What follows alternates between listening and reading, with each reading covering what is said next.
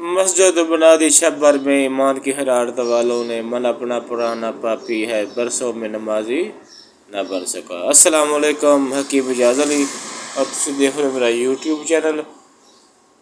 पाकिस्तान दी तारीखी मस्जिद एक रात वाली मस्जिद मशहूर एक रात की मस्जिद ते इहदे बूहे ते भी अल्लामा इकबाल रहमतुल्लाह तआला दा शेर लिखिया जेह्ड़ा मैं शुरू तो पढ़ेआ ते ਉਹਦੇ ਮੈਂ ਲੰਘਦੇ ਪਏ ਤੁਹਾਨੂੰ ਜ਼ਿਆਰਤ ਕਰਾਈਏ ਜਿਹੜੇ ਦੂਰ ਦਰਾਜ਼ ਦੇ ਇਲਾਕੇ ਦੇ ਦੋਸਤ ਨੇ।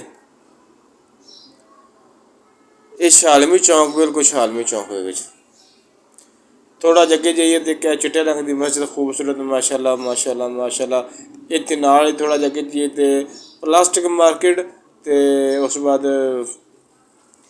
ਉਹ ਕੀ ਉਹਨੂੰ ਕਹਿੰਦੇ ਅਖਰੋਟ ਬਦਾਮ ਪਿਸਤਾ ਮਗਜ਼ ਇਹਨੂੰ ਅਸੀਂ ਕਹਿੰਦੇ ਅਕਬਰੀ ਮੰਡੀ ਤੋਂ ਮਸ਼ਹੂਰ और बड़ी वड्डी मेरा ख्याल है कि पंजाब की या पाकिस्तान की सब तो वड्डी मंडी है। पिछे प्लास्टिक का काम शुरू हो रहा है, अगे थोड़ा अल्लाह ताला नूं सेहत दे यार जो भी मामले दे नाल ते थोड़ा जिहा अगे जाइए तो ग्रेव फ्रूट यानी कि खुश्क मेवा जात बड़े वड्डी मार्केट जी ऐसे अंदर जाइए तो थोड़ा जिहा अगे चलने जनाबे अली तो यह सामने आ जाता है मस्जिद चौंक ये तो बड़ा प्यारा नाश चौंक का ताजदार है ख़त्म नबूवत चौंक है। ये तो सीधा जाइए तो तुसीं वड्डे स्टेशन पर चले जाते हो, यू टर्न लैके तुसीं वापस फिर शालमी अगर तुसीं इत्थों खब्बे हत्थ हुंदे हो तो जनाबे अली पाकिस्तान की मशहूर लंडा मार्केट वो आ जाती है, प्लस शाह आलम मार्केट उनके अंदर तुसीं इंटर हो जाते हो। तो यह दरबार शरीफ ने ना मैनूं नहीं सी पता, मैं इसलिए ऐड नहीं कर सकिया तो इत्थे आ गया जनाबे देसी मुर्गियाँ देसी मुर्गियाँ बन्ने ने ते ताड़े ने चलने ना कोई गोश्त लेने चल के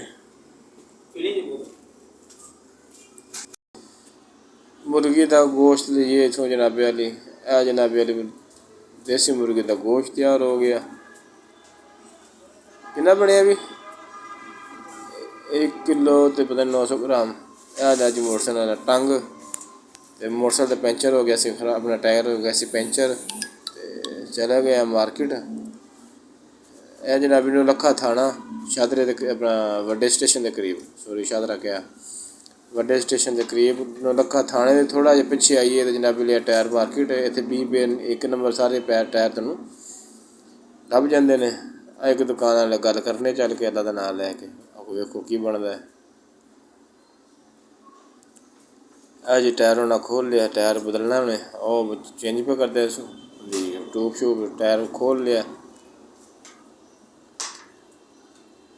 जनाब मोटरसाइकिल का पिछला हिस्सा और यह दुकान जितों मैं टायर चेंज करवाया और ट्यूब पवाई है।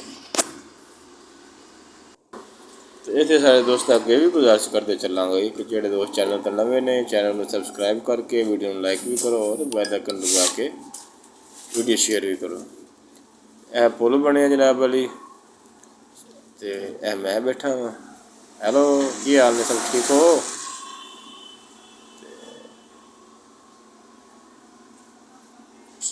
लो जनाबे अली टायर ओके होने तो बाद जनाब निकले बाहर बस उत्थे वीडियो नहीं बन सकी याद ना रहा। यह मेरे बिल्कुल सामने पाकिस्तान का सब तो वड्डा लारी अड्डा लाहौर लारी अड्डा तो बिल्कुल सामने यादगार है। सेंटर इतों जनाब ऐप का जरा नवा फंक्शन आया तो मैं जरा थोड़ा जो भी चला ली बैक जाने वाला।